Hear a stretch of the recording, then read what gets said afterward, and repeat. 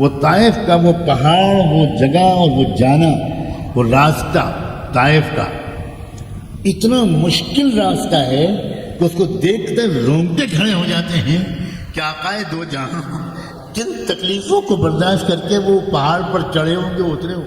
طائف میں تو آپ کو ان حالات کا سامنا کرنا پڑا جن کے بیان کرنے کا نہ مجھ میں یارہ ہے نہ آپ سن سکیں۔ یہاں تک کہ ایک موقع پر شاید آپ نے یہ کہا کہ میں تمہاری طرف پیٹ کیے لیتا ہوں، میری بات تو سنتے رہو، تم پتھر مارنا بند مت کرو، مگر میری بات تو سنو، تم سے کیا کہنے آیا۔ حضور نے آسمان کی طرف چہرہ اٹھایا، کہا اگر اللہ نے میری رائے پر موقوف رکھا ہے تو اللہ میں آپ سے کہتا ہوں آپ نے مجھ کو لعنت بھیجنے والا، عذاب دلوانے والا نبی بنا کر نہیں بھیجا۔ کہ اسی طائف کے علاقے کے ایک فرد کے ذریعے سے یہ پورا بر صغیر ہند و پاک، یہ نیپال، یہ سری لنکا، یہ بنگلہ دیش، یہ پاکستان، یہ انڈیا، یہ سب جو اسلام لایا ہے، اس کے پیچھے اسی قبیلے کے ایک فرد کی محنت ہے، انہی لوگوں کی اولاد ہے جن کے ذریعے سے ہمیں کلمہ پہنچا۔ الصلاۃ والسلام علیک یا سیدی یا رسول اللہ۔ رحمت دو عالم صلی اللہ علیہ وآلہ وسلم اللہ تعالیٰ ہجرت سے چند دن پہلے بڑے شدید صدمے سے دوچار ہوئے۔ رحمت دو عالم صلی اللہ علیہ وسلم جب 3 دن کے فاصلے سے جناب ابو طالب اور حضرت خدیجہ ان دونوں کا انتقال ہو گیا۔ یہ دونوں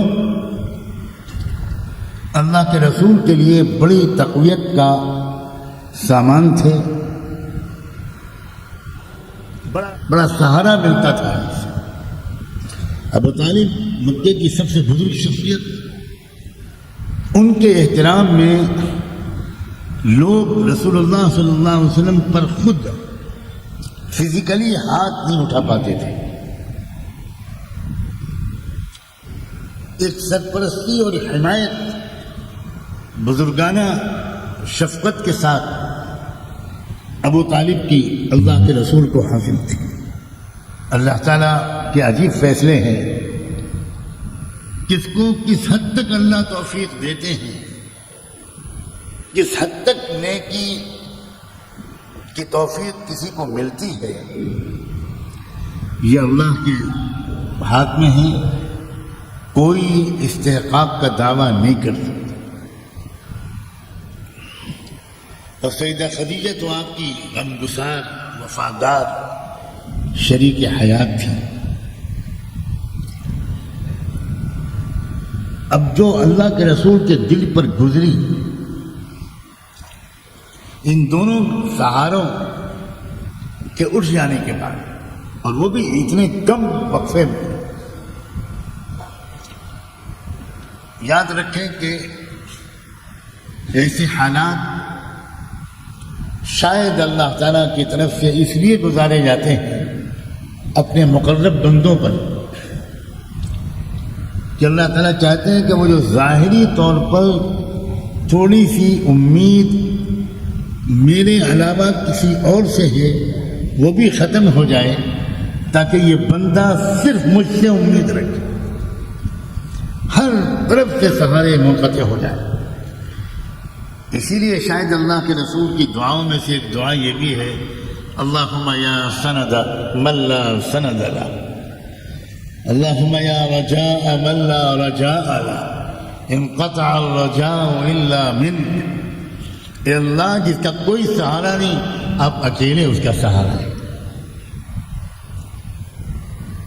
ایسے حالات گزارے جاتے ہیں کہ جب کوئی ایک بھی بندہ، کوئی مخلوق ظاہری طور پر حمایتی اور مددگار باقی نہیں رہ جاتی، اور اسی لیے آپ اس دونوں کے انتقال کے بعد آپ نے طائف کا سفر کیا، کیونکہ آپ یہ سوچتے تھے کہ اب مکے میں تو کوئی ہے نہیں، اب ابو جہل ہے، ابو لہب ہے، اس طرح کے لوگ ہیں. لیکن میں طائف جاؤں، دودھ کے رشتے سے وہاں میرا ننیحال ہے. جس خوش نصیب عورت نے آپ کو دودھ پلایا تھا، بی بی حلیمہ، وہ طائف کی رہنے والی تھی. تو آپ اس امید پر وہاں گئے کہ ابو طالب کا انتقال ہوا، وہ چچا تھے، حضرت خدیجہ گئیں، وہ بیوی تھی. وہاں چلا جاؤں، شاید ان کو خیال ہو کہ میرا بھانجا ہی تو ہے جس نے مجھے دودھ پلایا تھا، کوئی ان کا بھائی ہوگا، وہ مجھے اپنا بھانجا سمجھ کر شاید کچھ نرم رویہ اختیار کر لے. اللہ اکبر. لیکن اللہ کا منصوبہ تو کچھ اور تھا. طائف میں تو آپ کو ان حالات کا سامنا کرنا پڑا جن کے بیان کرنے کا نہ مجھ میں یارہ ہے نہ آپ سن سکیں گے. جب آپ پہنچے ان سب کے پاس، کوئی ماموں، کوئی خالو، کوئی نانا، تو یہاں تو مکے والوں نے تو آج تک یہ سلوک نہیں کیا تھا جو انہوں نے کیا. وہ تو خود ہی مذاق اڑاتے رہے، عجیب عجیب قسم کے تبصرے انہوں نے کیے. اور بالآخر علاقے کے گنڈوں بدماشوں کو اشارہ کر دیا کہ ہماری طرف سے چھوٹ ہے، جو کر سکتے ہو کرو. اور پھر جو گھیرا ہے ان لوگوں نے محمد رسول اللہ، اور چاروں طرف سے پتھروں کی بارش کر دی. آپ کبھی ادھر مڑتے، کبھی ادھر مڑتے، کبھی ادھر مڑتے، کبھی ادھر کے پتھر سے بچتے، کبھی ادھر کے پتھر سے بچتے. یہاں تک کہ ایک موقع پر شاید آپ نے یہ کہا کہ میں تمہاری طرف پیٹ کیے لیتا ہوں، میری بات تو سنتے رہو، تم پتھر مارنا بند مت کرو، مگر میری بات تو سنو، تم سے کیا کہنے آیا. مگر ظالموں نے اتنا پتھراؤ کیا کہ آپ گر پڑے، آپ کا پیر ٹوٹ گیا، خون کے فوارے بہہ گئے. عیسائی شخص وہ انگور کا خوشہ لے کر باغ سے آیا، آپ کو پیش کیا. وہ اس علاقے کا جو باغ کا رکھوالا تھا، اور آپ نے وہ زخمی حالت میں جو آپ تھکے ہارے پیر کو دھلایا، صاف کیا زخموں کو، اور پھر آپ نے جو انگور اٹھایا کہا بسم اللہ الرحمن الرحیم. تو وہ عیسائی حیران رہ گئے. اس نے کہا کہ یہ کیا کہہ رہے ہیں آپ؟ تو آپ نے فرمایا میں وہی کہہ رہا ہوں جو اللہ کے نبیوں نے کہا تھا. کس حالت میں آپ وہاں سے واپس آئے؟ وہ طائف کا وہ پہاڑ، وہ جگہ اور وہ جانا، وہ راستہ طائف کا اتنا مشکل راستہ ہے کہ اس کو دیکھ کر رونگٹے کھڑے ہو جاتے ہیں کہ آقائے دو جہاں جن تکلیفوں کو برداشت کر کے وہ پہاڑ پر چڑھے ہوں گے، اترے ہوں، ہم دو میٹر نہیں چڑھ پائیں گے اس پہاڑ پر. کوئی سڑک نہیں ہے، کوئی راستہ اس وقت نہیں تھا، اور اتنی مشقت کے بعد یہ برتاؤ. اس حالت میں جب آپ کو دیکھا عالم ملکوت میں فرشتوں نے، تو شاید میری یہ تعبیر صحیح ہو کہ فرشتوں کی دنیا میں ایک زلزلہ آیا، اور فرشتوں نے اللہ سے کہا کہ اللہ اب ہم سے دیکھا نہیں، اب آپ ہم کو اجازت دیجیے، ان ظالموں کو ہم ایسی سزا دیں کہ ان کا وجود ہی باقی نہ رہے.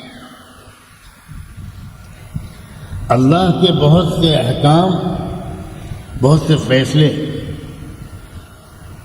حضیرت القدس یا عالم ملکوت، ملائکہ کے اندر کی جو کیفیات ہوتی ہیں، اس کے روشنی میں اللہ کی طرف سے کوئی ہدایت یا اجازت آتی ہے.